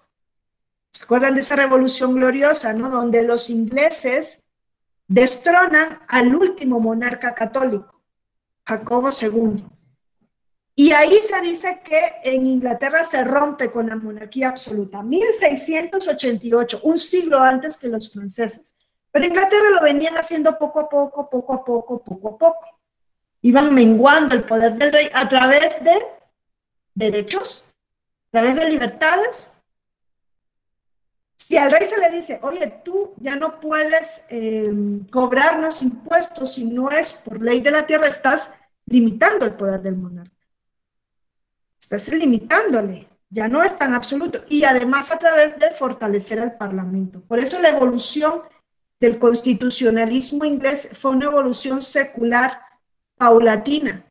A ellos no les hizo falta crear una norma escrita para limitar el poder, porque ellos lo venían haciendo a través de los años. Entonces, eso es lo que sucede, ¿no? En esta parte, en Inglaterra, ese es el impacto que va a tener para el mundo, ¿no? De estas declaraciones de derechos que les digo yo que en ese momento eran más bien libertades o privilegios de unos pocos. Este concepto de derechos humanos nos viene tras la Segunda Guerra Mundial, no existía en ese momento, y con base o como consecuencia, mejor dicho, de esas declaraciones, en Inglaterra se comienza a fraguar también la idea de la existencia de un derecho natural que es anterior al Estado, al poder del Estado, que está por encima del Estado y que va a limitar al Estado. Y un derecho natural pertenece a la persona por naturaleza. En ese momento se decía al hombre por ser hombre, ¿no? No se hablaba de persona ni de dignidad, pero es la base de nuestro concepto actual de dignidad. Es más, si ustedes se acuerdan, en la teoría del contrato social, ¿qué se nos dice en la teoría del contrato social? En la teoría del contrato social se nos dice que el hombre vivía en un estado de naturaleza, ¿no? Donde ganaba el más fuerte frente al más débil. Y que llegó un momento determinado en el que el hombre dice, es imposible seguir viviendo en este estado, en esta situación, ¿no? De inestabilidad, de lucha de unos con otros. Tenemos que reunirnos, es una ficción, claro, firmar un contrato social para crear una comunidad política, para crear el Estado, ¿no? El contrato social es como la ficción, o sea, una teoría que de manera ficticia, ¿no? Nos trata de explicar cómo surge el Estado, que hoy conocemos, ¿no? Como aquel que detenta el poder político soberano, poder de coacción. Entonces dice, el hombre decide renunciar al estado de naturaleza y firmar un pacto para crear la comunidad política. ¿Para qué lo hace? Pues lo hace precisamente porque el hombre tenía libertades, hoy diríamos derechos, pero para ejercer esos derechos o para mantenerlos tenía que estar en lucha el hombre con el hombre, ¿no? El más fuerte contra el más débil. Deciden pactar, crear una comunidad política para que esa comunidad política o Estado le protegiese sus derechos más importantes, la vida, la libertad y la propiedad. Entonces eso significa que el hombre tiene derechos antes de la existencia del Estado y que el Estado existe precisamente para garantizar los derechos del hombre. El hombre cede parte de sus derechos para crear la comunidad política que le proteja a aquellos que considera como derechos irrenunciables y esenciales. Y de ahí nos viene eso que hoy tenemos hoy día, que es el concepto de dignidad y el concepto de que los derechos que están en la Constitución no los crea el Estado, los reconoce el Estado.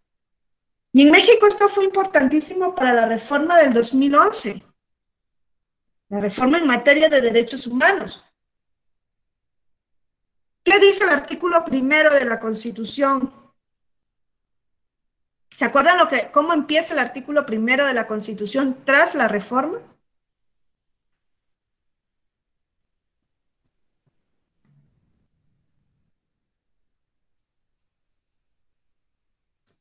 Pueden verlo ahí, ¿no? El artículo 1, ¿qué dice? Todas las personas gozarán de los derechos. ¿Cómo dice? Todas las personas gozarán de los derechos reconocidos en esta Constitución y en los tratados internacionales sobre derechos humanos vigentes en el país, ¿no? Todas las personas gozarán de los derechos reconocidos. Eso es contrato social, reconocidos. ¿Qué decía la Constitución antes de 2011? ¿Se acuerdan qué decía? El artículo 1.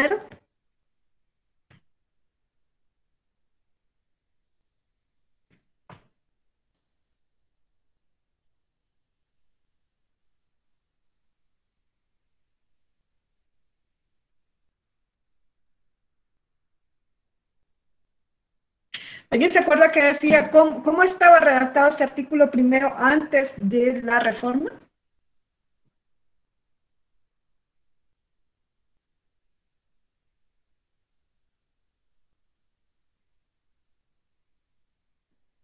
Fíjense, decía, todas las personas gozarán de los derechos otorgados por la Constitución. Positivismo. Positivismo jurídico, otorgados, el Estado otorga. Lo que el Estado no ha creado, lo que no está en el derecho del Estado, no existe. Ese es el positivismo jurídico. ¿Cuáles son los derechos? Pues los que están en la norma. Hay unos derechos que no, si no está en la norma, no existe. Entonces, el derecho existe, los derechos existen a partir de que el Estado los otorga. Eso nos dicen los positivistas. En cambio, el justnaturalismo, o lo que hoy llamaríamos el neoconstitucionalismo, ¿no? Lo que nos dice es, no, los derechos son anteriores al Estado, pertenecen a la naturaleza del individuo. Y ese concepto de naturaleza del individuo viene de Inglaterra. Inglaterra, que dice no tiene constitución, ¿cómo no va a tener constitución? No tiene constitución escrita, pero es la base de la constitución. Viene de Inglaterra, esa ley fundamental natural anterior al Estado. Y hoy se nos traduce en que el Estado reconoce los derechos de las personas. ¿Y por qué tienen derechos las personas? ¿Por qué tenemos derechos las personas? ¿Cuál es el fundamento de los derechos? El concepto de dignidad. Es un concepto antropocentrista, ¿no? El hombre en el centro, la persona en el centro, la dignidad. ¿Qué es la dignidad? No la podemos definir, quizás es difícil definir qué es dignidad, ¿no? Es un concepto abierto, ¿no? Vivienda digna, vida digna, ¿qué es digno? Quizá podemos definir o podemos ver más claramente lo que es indigno, pero no tanto lo que es digno. O sea, hay muchas constituciones hoy día que dicen, el pueblo, no me acuerdo si en la mexicana lo tiene, creo que sí, ¿no? Que la vivienda digna. ¿Qué es vivienda digna? ¿Qué es una vivienda digna? ¿Cuántas habitaciones debe tener una vivienda digna? Una vivienda digna debe tener servicios de agua, de luz. ¿Qué más debe tener una vivienda digna? Es difícil de definir, pero quizá podemos definir mejor lo que es indigno, ¿no? Entonces, este concepto viene precisamente del derecho inglés y del pacto social, del contrato social, que nos dice el hombre es titular de los derechos antes de que exista el Estado. El Estado no crea, el Estado reconoce. Y si ustedes revisan, no sé si lo tengo aquí, la Declaración de los Derechos del Hombre y del Ciudadano, el artículo 2 de la Declaración de los Derechos del Hombre y del Ciudadano, es que son magníficas las declaraciones de los derechos del siglo XX. O sea, todas estas son magníficas. Creemos nosotros que estamos inventando lo que ya existe desde antes. Antes yo creo que la humanidad pensaba más. O sea, tenían, no sé, quizá como no había televisión ni internet, dedicaban más tiempo para madurar ideas. Los franceses en 1789 nos dicen, ¿para qué tiene que existir el Estado? ¿Por qué creemos que existe el Estado? ¿Para qué? ¿Para qué existen nuestros gobiernos? ¿Para qué existe un gobierno? ¿Para qué existe el poder político? Y dice, la finalidad del Estado es la protección de los derechos naturales e imprescriptibles del hombre. Esa es la finalidad del Estado. Cuando el Estado incumple con esta finalidad, cuando un gobierno incumple con esta finalidad, debe dejar de existir y se puede hacer uso de la resistencia a la opresión. Nosotros nos hemos olvidado hoy día esto. Es que nosotros no medimos a un gobierno por cuánto protege nuestros derechos. No, lo medimos por cualquier otra cosa. Me cae más bien o más mal el líder del partido, me cae más bien o más mal tal. Lo vamos a comparar con el otro, a ver qué. Pero no tenemos esa percepción. Aquí los franceses nos dan, ¿no?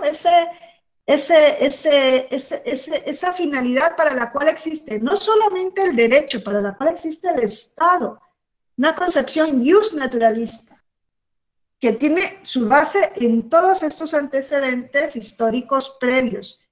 Es más, si nosotros vemos la Declaración de Independencia de los Estados Unidos, también nos dicen los estadounidenses, con base en todas estas corrientes ideológicas y filosóficas del siglo XVIII, nos dicen, para garantizar los derechos inalienables del hombre. ¿Qué es inalienable? Es lo mismo, son derechos que tiene la persona por ser persona y no puede renunciar a ellos, no los pueden enajenar, no se lo pueden quitar, pertenecen a su esencia, a su naturaleza. Dice, para garantizar estos derechos existen los gobiernos entre los hombres. El concepto de derechos no es lo que nosotros declaramos, que qué lindo se escucha, ¿no? No es una declaración de intenciones, no es papel mojado, no es un asunto cualquiera.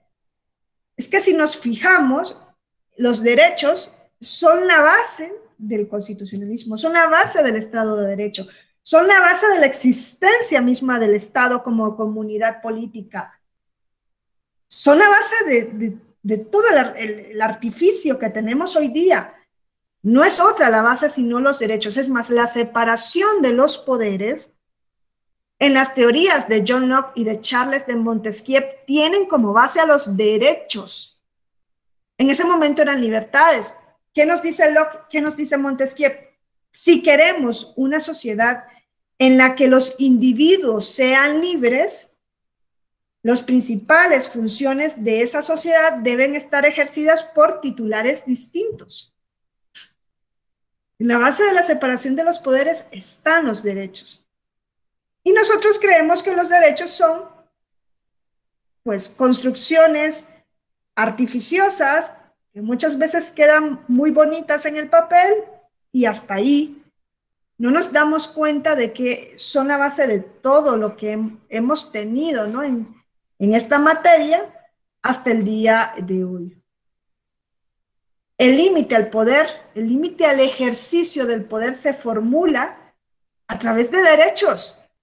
En un inicio no se pretende limitar el poder a través de normas, sino a través de derechos, ¿no? Esa es la concepción de la misma construcción del contrato social, ¿no? Incluso Hobbes, que era partidario de las monarquías absolutas, del autoritarismo, diríamos a día de hoy, hablaba, ¿no?, de por qué surge una comunidad política y cuál es la importancia de las libertades para el surgimiento de esta comunidad política.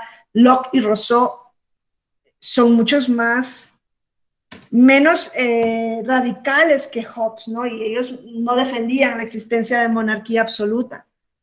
Hobbes decía, es que el hombre el peor enemigo del hombre es el hombre, decía. Es tirano por naturaleza, ¿no? Tenía una mentalidad súper negativa en ese sentido. Decía, tiene que existir un poder político fuerte que contenga al hombre, porque si no, el hombre se mata entre sí. Eso decía Hobbes y justificaba la soberanía del monarca, ¿no? Ya luego vemos cómo se va avanzando cómo se va avanzando, ¿no? En cómo se conciben a estos a las libertades frente al monarca, ¿no? Cómo se concibe la soberanía. Entonces, los primeros derechos que nosotros conocemos son los derechos de libertad.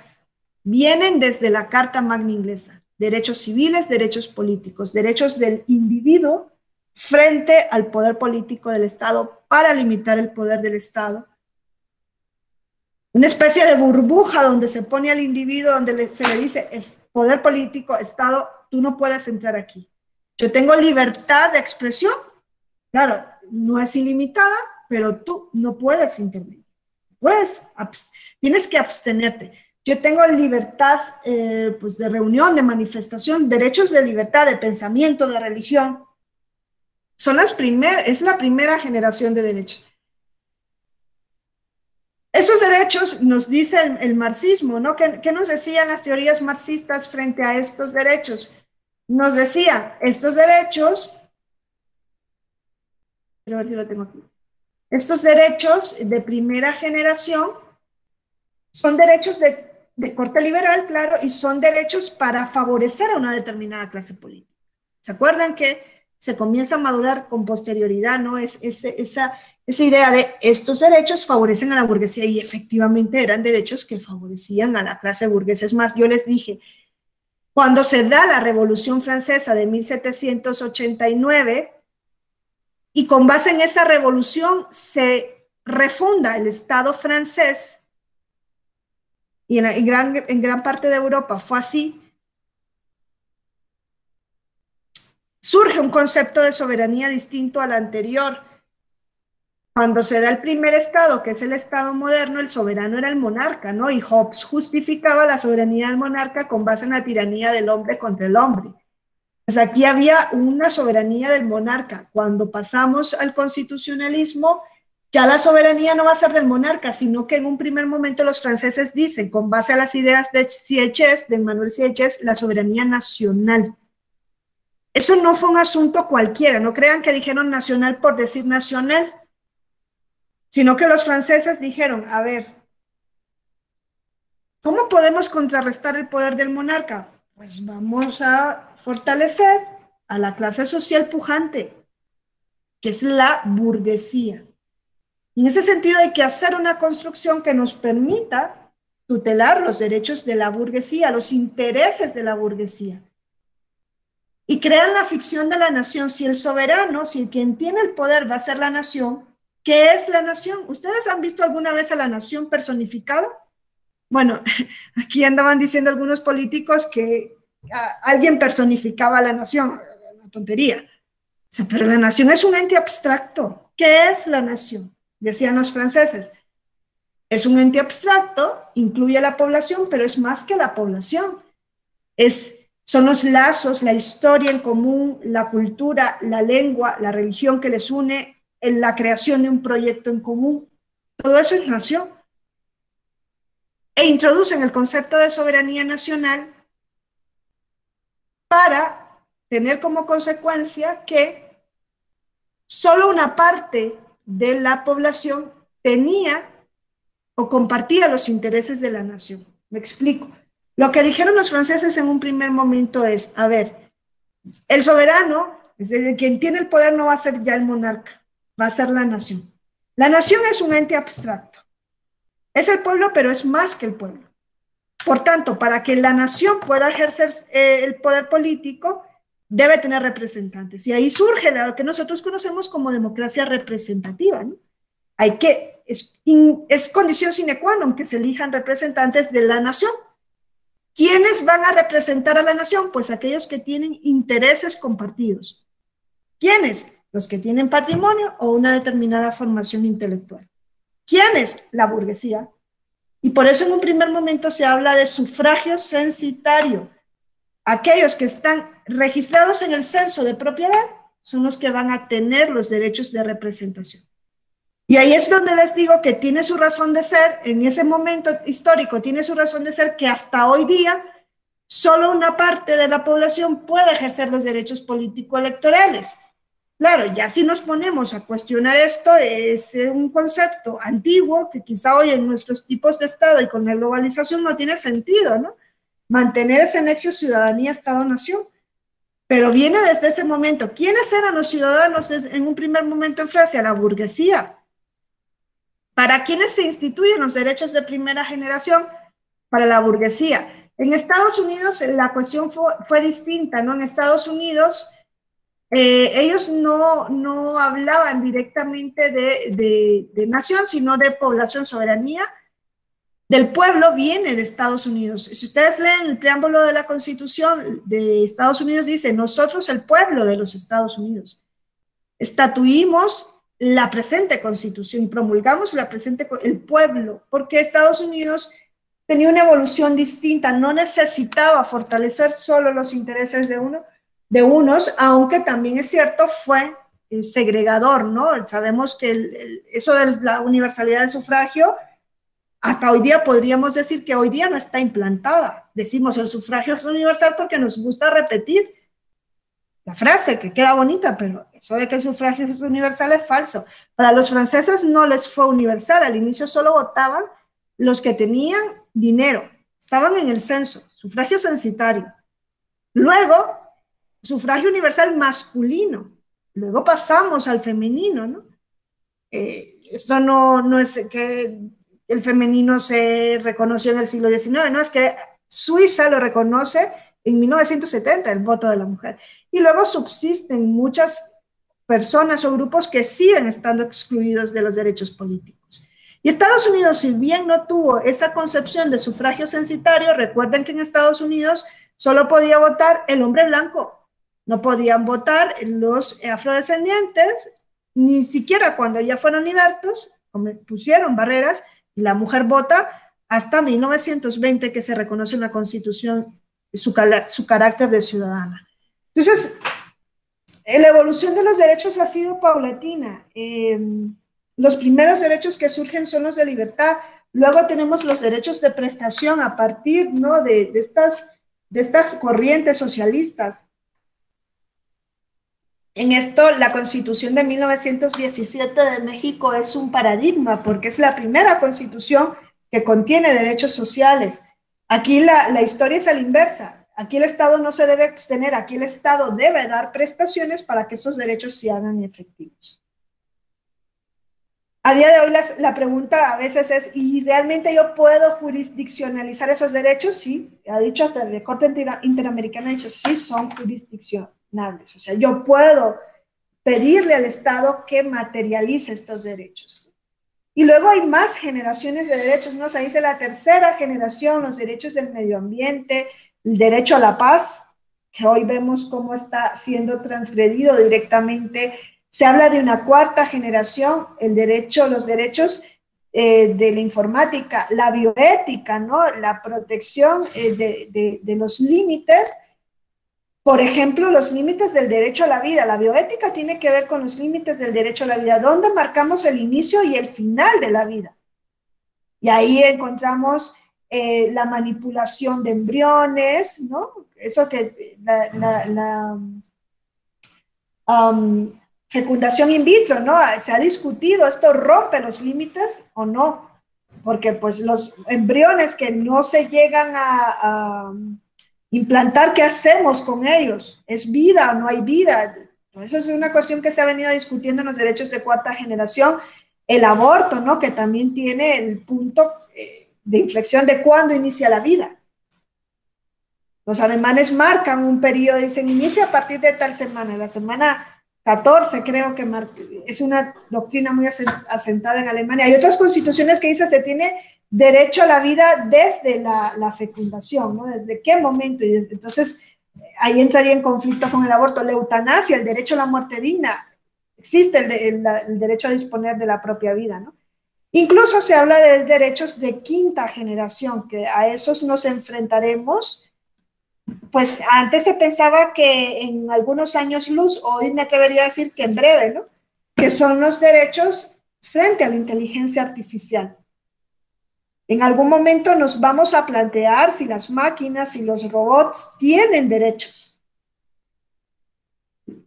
Entonces vamos a romper la concepción antropocéntrica de los derechos, cuyo fundamento es la dignidad humana, que viene del justnaturalismo racionalista.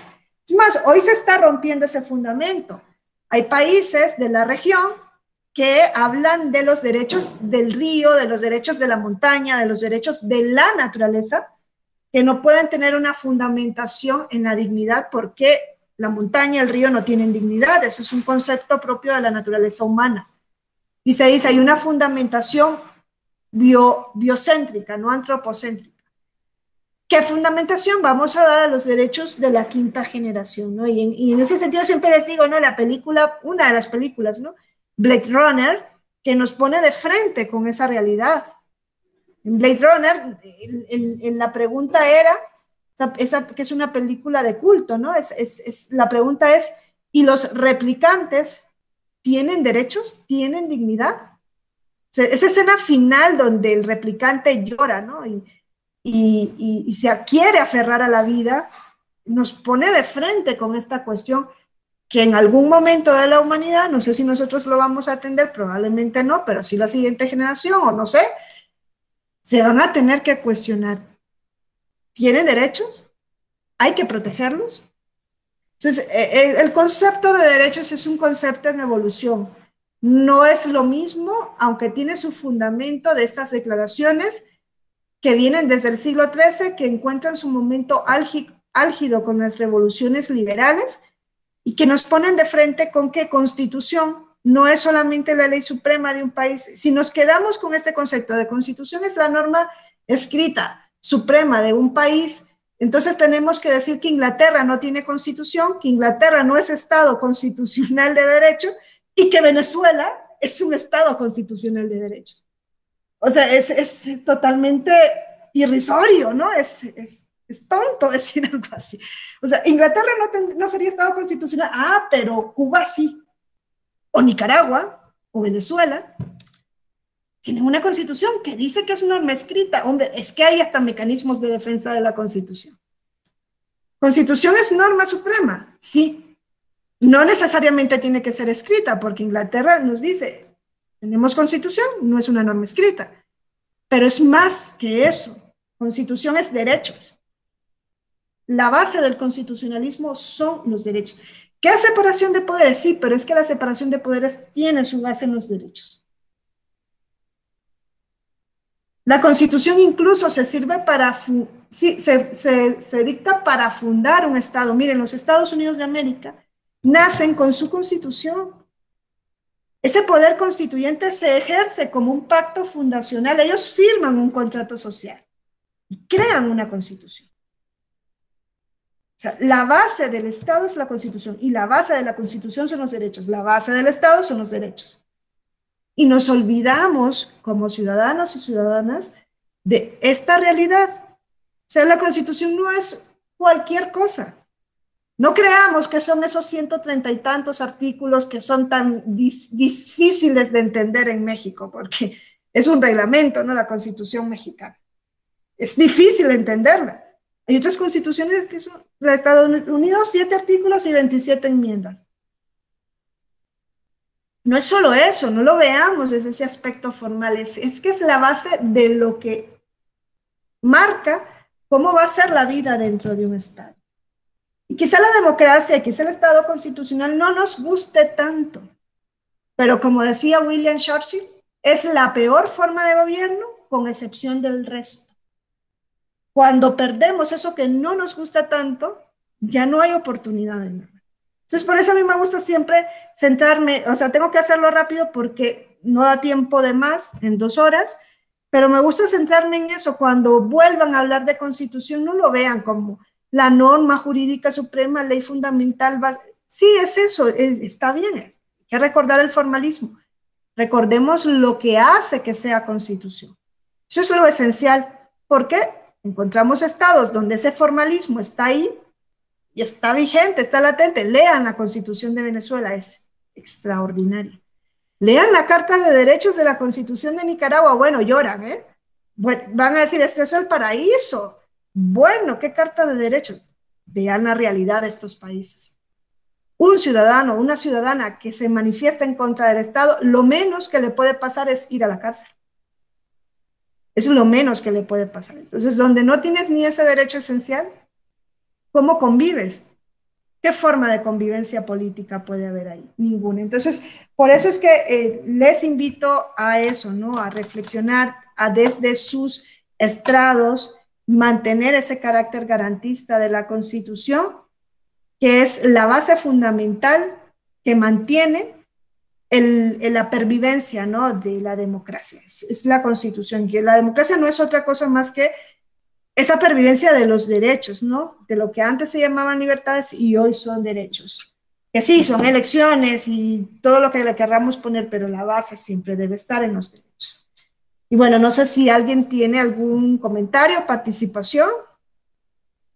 Con gusto los escuchamos.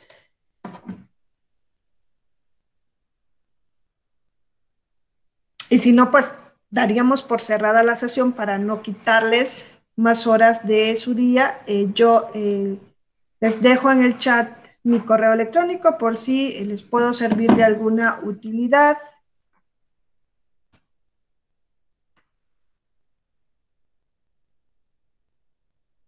es el del tribunal. Y pues lo dejaríamos hasta acá. Bueno, pues muchas gracias por su atención y nos vemos la semana que viene. Muchas gracias. Gracias. Gracias, maestra. Nos vemos.